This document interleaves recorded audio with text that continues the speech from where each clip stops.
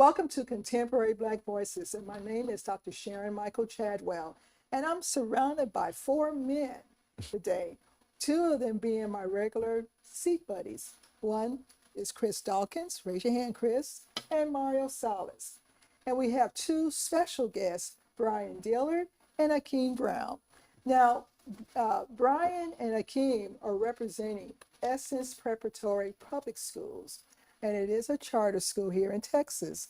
So what is the difference between a charter school and a public school, a traditional public school? Well, in a charter school, they have to operate under a charter.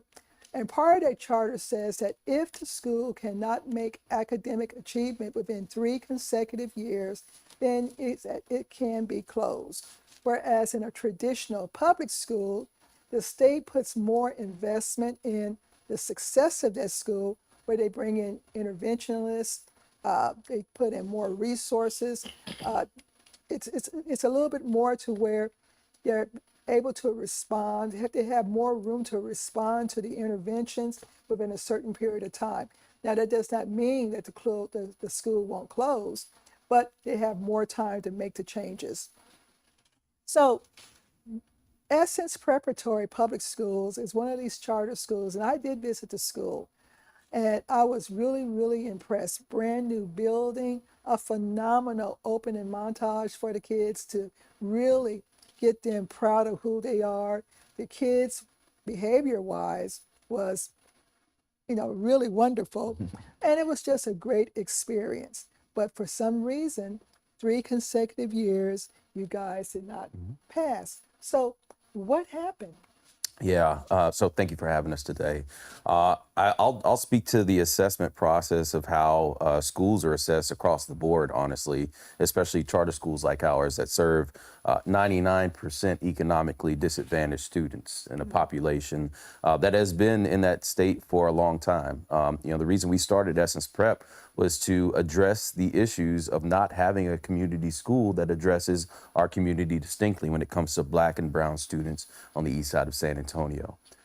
When it comes to state's assessment, we've known for years this has been a deficiency, and it's never been adjusted. We've complained for years about standardized testing and how it doesn't encompass a view of a student as a whole person. It's literally just data on a student. Now, I'll go back and say I started off with vinegar when I got back to San Antonio in 2009 and assessing our traditional school districts. I came in hot saying that we need to improve these scores. As I learned over the years, it became a matter of like, this isn't what we need to be assessing when it comes to a student or their family or our community. There are other factors that we need to address in these situations. When a student comes into our hallways 3 years behind what they need to be when it comes to their efficiency as a student, we need some time to catch up. 3 years isn't enough in that state, and especially for a school with 1 campus. We have a lot of other charter schools that have a network of schools that have been invested in privately for years. So they have something to fall back on. Essence, otherwise, we just have to deal with what the state gives us, which is unfortunate. Let me ask you a question. Yes, I've known Akeem for a while. I too visited the school, and I think I texted you. I said, this is great. I said, going in there, I think you referred to all the kids as scholars or something like that. That's right, scholars. All of the ingredients were there to instill pride. I'd never been in a school where Are there? Are there? Are they? Okay. They are there. They are there. They are there. Not Okay. work. That's right. Are They there? are there. Okay. Actively. Yeah, we'll get to that too, because I will ask you that, because I'm thinking the school's closed. But No, we are not We're closed. still open. No, sir. okay. But anyway, what I wanted to ask you is, I think this was your brainchild, wasn't it? It was, but it was a shared brainchild. I think anything that is to be community focused has to start with that in mind. So it wasn't just me. Okay. I was partnered with 400 parents across 2 years who wanted to see this happen, Chris. So tell me about what your vision was when you set out to make this school? The short sync version is all I wanted to do was emulate or imitate an experience in which I had growing up in Brooklyn, New York. Don't beat me up as a San Antonian. I'm here now. I've been here, got here as quick as I can. I've been here 11 years. But I wanted to emulate and imitate an experience I had. I went to a middle school, 6th through 8th grade in East New York, Brooklyn, that was founded by 4 Black women. And one of those women happened to be my neighbor. She was the principal. So she lived next door to me. So easy recruitment, easy enrollment, right? She convinced my mom that Essence, all I did was take the name and everything. Essence was the place for me to be. In 3 years, I learned who I was, that knowledge of self, right? I got involved in political activism. I worked on my first campaign as a middle school student. I was able to grand marshal the Macy's Day Parade that we all watch at Thanksgiving. Yeah. Got to meet Caroline Kennedy. Like, all of these things happened through that experience at Essence. It was because I was able to learn about who I was, right? So that I can tap in who I wanted to be. That was the greatest experience I had throughout my entire childhood, throughout my entire education experience. And so I just wanted to imitate that, right? I wanted that to happen for kids here on the east side of San Antonio. I get it. And one of the things that I wanted to ask, because I thought this forum was so important for people to understand, because you've already talked about a number of things that were misconceptions by the community. So I'm going to come back and ask you the same question that Dr. Sharon asked, which is, what happened?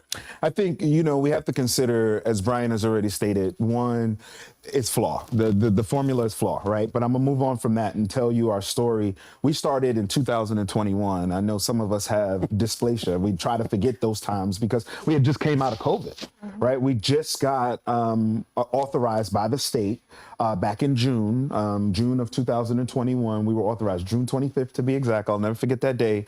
And we were authorized as a charter.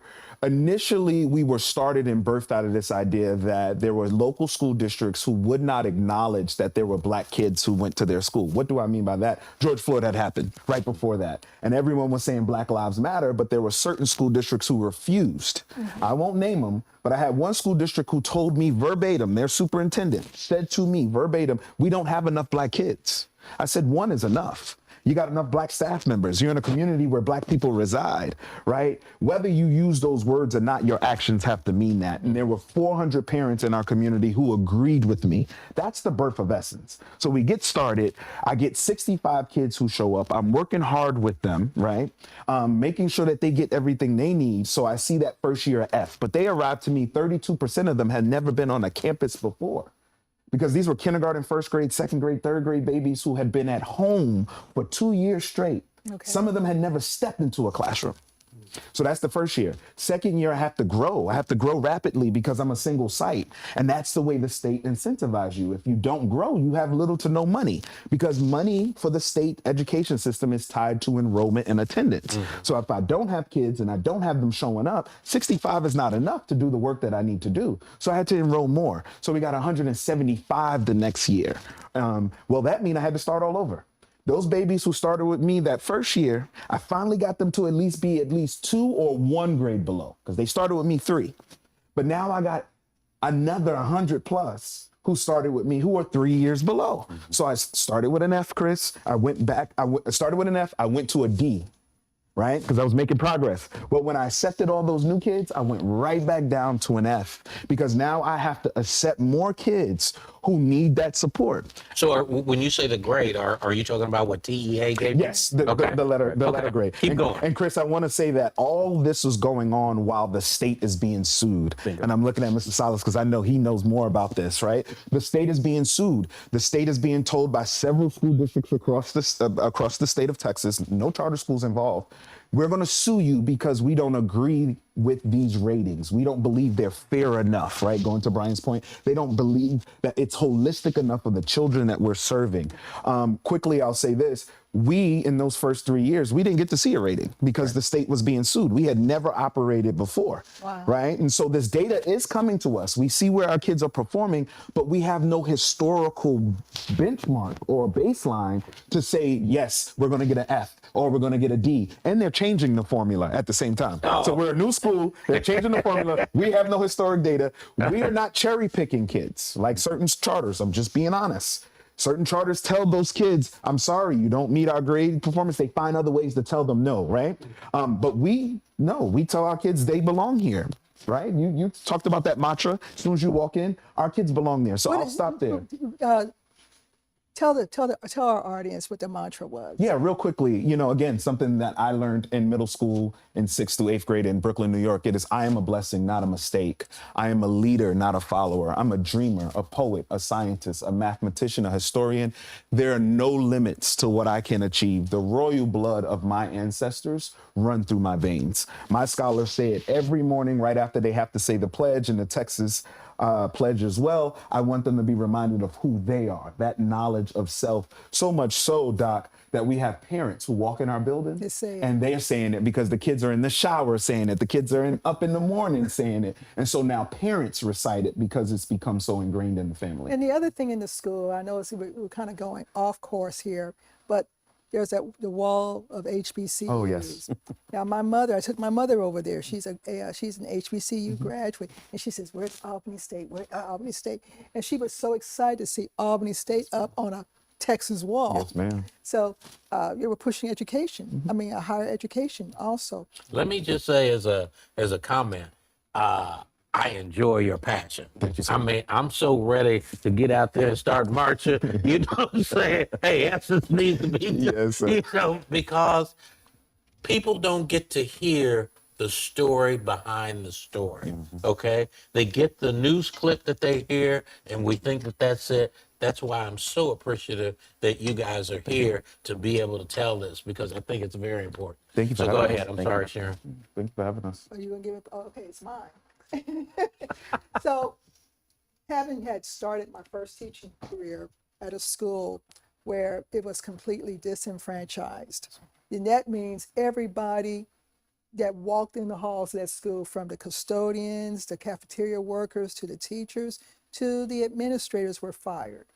Now, I didn't get fired. I came in 3 weeks after the fact, but everybody was fired, and they could reapply to the school if they were willing to honor the improvement plan, the curriculum that they were getting ready to adopt, and other stuff. And so, had you thought about in year one, and you say you didn't know what your ratings were, but did you have a sense that something was off? I did. I knew that we were low performing, right? Because I knew realistically that, again, 32% of my kids had never been in a classroom. I knew that about, at that time, 72% or 73% of them were 3 grades below. I knew within that first year I wasn't going to be able to get them to meet grade level, but I wanted to show performance and progress. Okay. And when you look at our, and Doc, you know this as well, when you look at our ratings, what you'll see is FFF, because they cap it out. At a certain point, once you meet an F in one category, you instantly get an F in another category. But what we have not received Fs in since we started is kids making progress, growth. Growth has been our largest. C's. We got a B the last time around on growth, which means kids are moving the needle. And that's our argument to the state. Give us more time, because our kids, you're seeing growth. The kids who've been with us 2 years or more, guess what? They're at now meets or masters. So if they've been with us 2 years or more, meets or masters. Okay. All right. And so it's time. So in that first year, yes, I did know it was a problem. I seen that problem. We called it out. So that's why you see in that second year, not a lot of change, but you see the F go to a D, because we made strides. But of course, looking back on it, if I had the tea leaves and I can go back on it, I would have called every retired teacher to the classroom. I would have been partnering with you to help me turn around the campus. I don't believe that it was decisions made out of neglect. It was decisions made out of moving at a pace and a timeline with the accountability performance that they have put on us. Okay, so what we're going to do here is we're going to take a break and we're going to come back to your but. I like it.